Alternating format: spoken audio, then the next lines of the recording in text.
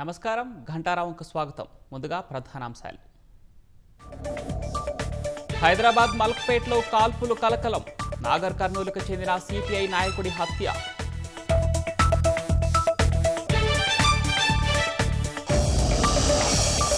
కారులో వచ్చి 6 రౌండ్ల కాల్పులు జరిపిన దుండగులు. ఘటనాస్థలి వద్ద బుల్లెట్లు స్వాధీనం చేసుకున్న పోలీసులు.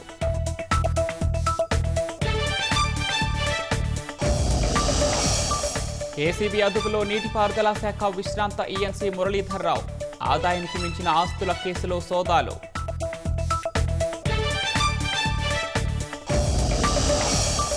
రాష్ట్ర వాణిజ్య పన్నుల శాఖలో వేధింపుల కలకలం. అదనపు కమిషనర్ లావణ్యపై అధికారుల ఫిర్యాదులు.